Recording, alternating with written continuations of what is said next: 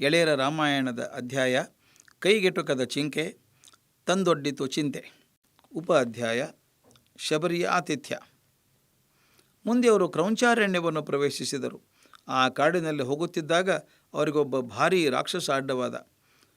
ಅವನು ಬಹಳ ಎತ್ತರವಾಗಿದ್ದ. ಅವನ ತೋಳುಗಳು ಬಹಳ ಉದ್ದವಾಗಿದ್ದವು. ಆಶ್ಚರ್ಯವೆಂದರೆ ಅವನಿಗೆ ಕತ್ತು ಮತ್ತು ತಲೆಗಳೇ ಇರಲಿಲ್ಲ. ಅವನ ಬಾಯಿ ಹೊಟ್ಟೆಯಲ್ಲಿತ್ತು. ತನ್ನ ಉದ್ದವಾದ ತೋಳುಗಳನ್ನು ನೀಡಿ ಎದುರಿಗಿದ್ದವರನ್ನು ಎಳೆದು ಬಾಯಿಗೆ ತುರುಕಿಕೊಳ್ಳುತ್ತಿದ್ದ. ಅವನ ಹೆಸರು ಕಬಂಧ. ಅವನು ತನ್ನ ತೋಳುಗಳಿಂದ ಶ್ರೀರಾಮ ಲಕ್ಷ್ಮಣ ಹಿಡಿದುಕೊಂಡ. ಆಗ ಶ್ರೀರಾಮ ಲಕ್ಷ್ಮಣರು ಅವನು 2 ತೋಳುಗಳನ್ನು ಕತ್ತರಿಸಿಬಿಟ್ಟರು. ಕಬಂಧ ನೋವಿನಿಂದ ಗಟ್ಟಿಯಾಗಿ ಕೂಗಿಕೊಂಡ. ನಂತರ ನೀವಾರು ಎಂದು ಕೇಳಿದ. ಶ್ರೀರಾಮನು ತಮ್ಮ ಪರಿಚಯವನ್ನು ಹೇಳಿದ. ತನ್ನ ಎದುರಿಗಿದ್ದವನು ಶ್ರೀರಾಮ ಎಂದು ತಿಳಿದ ಕೂಡಲೇ ಕಬಂಧನಿಗೆ ಆನಂದವಾಯಿತು. ಹಿಂದೆ ಅವನೊಬ್ಬ ದೇವದೂತನಾಗಿದ್ದನು. ಯಾವುದೋ ಶಾಪದಿಂದ ರಾಕ್ಷಸನಾಗಿದ್ದನು. ಕಬಂಧನು, ಶ್ರೀರಾಮ, ನಿನ್ನ ದರ್ಶನದಿಂದ ನನಗೆ ಬಹಳ ಹರ್ಷವಾಗಿದೆ. ನನ್ನ ಶಾಪ ವಿಮೋಚನೆಯ ವೇಳೆ ಬಂದಿದೆ. ನೀವಿಬ್ಬರೂ ನನ್ನನ್ನು ಜೀವ ಸಹಿತ ಸುಟ್ಟುಬಿಡಿ, ಆಗ ನಾನು ಹಿಂದಿನ ರೂಪವನ್ನು ಗಳಿಸುತ್ತೇನೆ ಎಂದನು. ಶ್ರೀರಾಮ ಲಕ್ಷ್ಮಣರು ಕಬಂಧ ಹೇಳಿದಂತೆ ಮಾಡಿದರು. ಕಾಡಿನಲ್ಲಿದ್ದ ಮರಗಳನ್ನು ಕಡಿದು ತಂದು ಕಬಂಧನ ದೇಹದ ಮೇಲಿಟ್ಟರು. ಬೆಂಕಿ ಹಚ್ಚಿ ಕಬಂಧನನ್ನು ಸುಟ್ಟರು. ಕೂಡಲೇ ಒಬ್ಬ ದೇವತಾ ಪುರುಷ ಪ್ರತ್ಯಕ್ಷನಾದ. ಕಬಂಧನ ಶಾಪ ವಿಮೋಚನೆಯಾಗಿತ್ತು. ಆ ದೇವಪುರುಷನು ಶ್ರೀರಾಮನಿಗೆ ವಂದಿಸುತ್ತಾ, ಶ್ರೀರಾಮ, ನೀನು ಮಾಡಿದ ಉಪಕಾರಕ್ಕಾಗಿ ನಾನು ಚಿರಋಣಿಯಾಗಿದ್ದೇನೆ. ನಿನ್ನಿಂದಾಗಿ ನನ್ನ ಶಾಪ ಕಳೆಯಿತು. ಶ್ರೀರಾಮ, ನಿನ್ನ ಪತ್ನಿಯನ್ನು ರಾವಣನು ಕರೆದೊಯ್ದಿದ್ದಾನೆ. ಅವನು ಮಹಾಪರಾಕ್ರಮಿ, ದೊಡ್ಡ ಸೈನ್ಯವನ್ನು ಹೊಂದಿದ್ದಾನೆ. ಅವನನ್ನು ನೀನೊಬ್ಬನೇ ಜಯಿಸಲು ಪ್ರಯತ್ನ ಪಡಬೇಡ. ಇಲ್ಲಿಂದ ಮುಂದೆ ಸ್ವಲ್ಪ ದೂರ ಹೋದರೆ ಕಿಷ್ಕಿಂಧ ಎಂಬ ರಾಜ್ಯವಿದೆ. ಅದರ ರಾಜ ವಾಲಿ. ವಾಲಿಗೆ ಒಬ್ಬ ತಮ್ಮನಿದ್ದಾನೆ. ಅವನ ಹೆಸರು ಸುಗ್ರೀವ. ಈಗ ವಾಲಿ ಮತ್ತು ಸುಗ್ರೀವರಿಗೆ ವೈಮನಸ್ಸೇ ಉಂಟಾಗಿದೆ.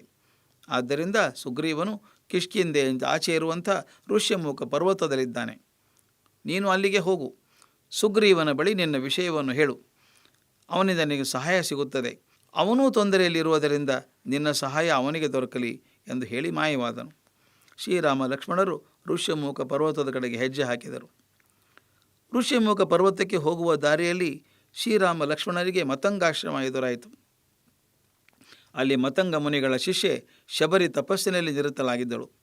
ಮತಂಗ ಮುನಿಗಳು ತಾವು ಸ್ವರ್ಗಕ್ಕೆ ತೆರಳುವ ಮುನ್ನ ಶಬರಿಯನ್ನು ಕಂಡು, ಶಬರಿ, ನೀನು ಈ ಆಶ್ರಮದಲ್ಲೇ ಇರು. ಮುಂದೆ ದಶರಥನ ಮಗನಾದ ಶ್ರೀರಾಮನು ಈ ಮಾರ್ಗದಲ್ಲಿ ಬರುತ್ತಾನೆ. ಆಗ ಅವನನ್ನು ಸತ್ಕರಿಸು, ನಿನಗೆ ಮೋಕ್ಷ ದೊರಕುತ್ತದೆ ಎಂದಿದ್ದರು. ಅಂದಿನಿಂದ ಶಬರಿ ಶ್ರೀರಾಮನನ್ನು ಎದುರು ನೋಡುತ್ತಿದ್ದಳು. ಕಾಡಿನಲ್ಲಿ ಸಿಗುತ್ತಿದ್ದ ಉತ್ತಮವಾದ ಹಣ್ಣುಗಳನ್ನು ಶ್ರೀರಾಮನಿಗಾಗಿ ತೆಗೆದಿಡುತ್ತಿದ್ದಳು. ಪ್ರತಿನಿತ್ಯವೂ ಶ್ರೀರಾಮ ಈ ದಿನ ಖಂಡಿತ ಬರುತ್ತಾನೆ, ಅವನಿಗೆ ಹಣ್ಣು ಇಷ್ಟವಾಗುತ್ತದೆ, ಈ ಆಸನ ಪ್ರಿಯವಾಗುತ್ತದೆ ಎಂದುಕೊಂಡು ಶ್ರೀರಾಮನ ಸತ್ಕಾರಕ್ಕೆ ಸಿದ್ಧಳಾಗುತ್ತಿದ್ದಳು. ಶ್ರೀರಾಮನಿಗಾಗಿ ಕಾದು ಕಾದು ಬೆಂಡಾಗುತ್ತಿದ್ದಳು. ಅಯ್ಯೋ, ಶ್ರೀರಾಮ ಬರಲಿಲ್ಲವೇ ಎಂದು ನಿಟ್ಟುಸಿರು ಬಿಡುತ್ತಿದ್ದಳು. ಕೊನೆಗೂ ಅವಳ ಇಚ್ಛೆ ನೆರವೇರಿತು. ತನ್ನ ಆಶ್ರಮಕ್ಕೆ ಬಂದ ಶ್ರೀರಾಮನನ್ನು ಕಂಡು ಶಬರಿಯ ಆನಂದ ಉತ್ಸಾಹಗಳಿಗೆ ಪಾರವೇ ಇಲ್ಲ. ಶ್ರೀರಾಮ ಲಕ್ಷ್ಮಣರನ್ನು ಕರೆದು ಉಪಚರಿಸಿದಳು. ತಾನು ಆರಿಸಿ ತೆಗೆದಿಟ್ಟಿದ್ದ ಉತ್ತಮ ಫಲಗಳನ್ನು ಕೊಟ್ಟಳು. ಶ್ರೀರಾಮ, ನಾನು ಬಡವಳು. ನಿನ್ನಂಥ ಮಹಾಮಹಿಮನನ್ನು ಸತ್ಕರಿಸಲು ನನಗೆ ಬಾರದು.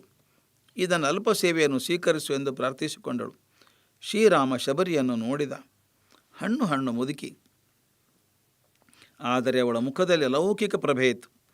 ಅವಳು ಶ್ರೀರಾಮನಲ್ಲೇ ತನ್ನ ಮನಸ್ಸನ್ನು ನೆಟ್ಟಿದ್ದಳು.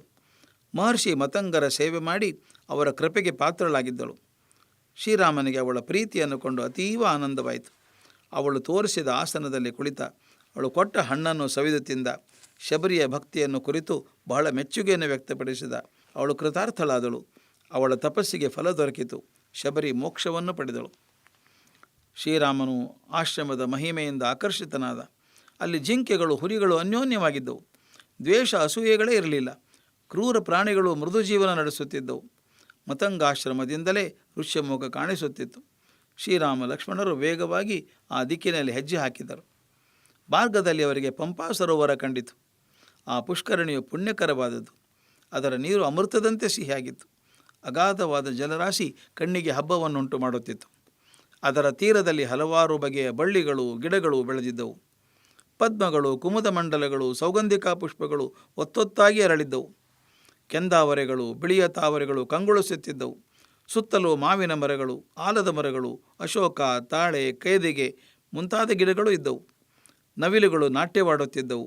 ಬಿಳಿಯ ಕೊಕ್ಕರೆ, ಮರಕುಟಿಗ, ಗಿಳಿ, ಕೋಗಿಲೆ ಮೊದಲಾದ ಪಕ್ಷಿಗಳು ಕಣ್ಣಿಗೂ ಕಿವಿಗೂ ಹಬ್ಬವನ್ನುಂಟು ಮಾಡುತ್ತಿದ್ದವು. ಸರೋವರದ ನೀರು ಸ್ಫಟಿಕದಂತೆ ಸ್ವಚ್ಛವಾಗಿತ್ತು. ಸುತ್ತಲೂ ನುಣುಪಾದ ಬಿಳಿಯ ಮರಳು ಹರಡಿತ್ತು. ಶ್ರೀರಾಮ ಲಕ್ಷ್ಮಣರಿಬ್ಬರು ಸರೋವರದ ಸೌಂದರ್ಯಕ್ಕೆ ಮನಸೋತು ತುಂಬ ಹೊತ್ತು ಅದನ್ನೇ ನೋಡುತ್ತಾ ನಿಂತಿದ್ದರು. ಪಂಪಾ ಸರೋವರದಲ್ಲಿ ಮಿಂದು ಆನಂದಪಟ್ಟರು. ಸಜ್ಜನರ ಮನಸ್ಸಿನಂತೆ ತಿಳಿಯಾಗಿದ್ದ ಸರೋವರದ ನೀರನ್ನು ಕುಡಿದು ಆಯಾಸ ಪರಿಹರಿಸಿಕೊಂಡರು. ನಂತರ ಶ್ರೀರಾಮ ಲಕ್ಷ್ಮಣರು ಹಚ್ಚ ಹಸುರಿನಿಂದ ಕಂಗೊಳಿಸುತ್ತಿದ್ದ ಅರಣ್ಯವನ್ನು ಪ್ರವೇಶಿಸಿದರು. ಅದು ವಸಂತ ಕಾಲ. ಕಾಡಿನಲ್ಲಿ ಮರಗಳು ಹಣ್ಣುಗಳ ಭಾರದಿಂದ ಬಾಗಿದ್ದವು. ವಿಧ ವಿಧವಾದ ಹೂವುಗಳು ಕಂಪನ್ನು ಬೀರುತ್ತಿದ್ದವು. ಕೋಗಿಲೆಗಳು ಇಂಪಾದ ಕಂಠದಿಂದ ಹಾಡುತ್ತಿದ್ದವು. ನವಿಲುಗಳು ನಾಟ್ಯವಾಡುತ್ತಿದ್ದವು. ದುಂಬಿಗಳು ಹೂವಿನಿಂದ ಹೂವಿಗೆ ಹಾರಿ ಮಕರಂದವನ್ನು ಸವಿಯುತ್ತಿದ್ದವು. ಶ್ರೀರಾಮ ಲಕ್ಷ್ಮಣರು ಕಾಡಿನ ಈ ಸೊಬಗವನ್ನು ನೋಡಿದರು. ಪ್ರಕೃತಿಯ ಸೌಂದರ್ಯವನ್ನು ಮನದಣಿಯ ಸವಿದರು. ಆದರೆ ಶ್ರೀರಾಮನಿಗೆ ಸೀತಾದೇವಿಯದೇ ಚಿಂತೆ. ಸೀತೆಯ ನೆನಪಾದೊಡನೆ ಬೇರೆ ಏನೂ ಬೇಡ ಎನಿಸುವುದು.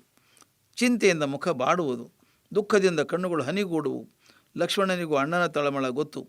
ಅವನು ಶ್ರೀರಾಮನನ್ನು ಸಮಯೋಚಿತವಾಗಿ ಸಮಾಧಾನಪಡಿಸುವನು. ಹೀಗೆ ಅವರು ಋಷ್ಯಮುಖ ಪರ್ವತದ ಬಳಿಗೆ ಬಂದರು.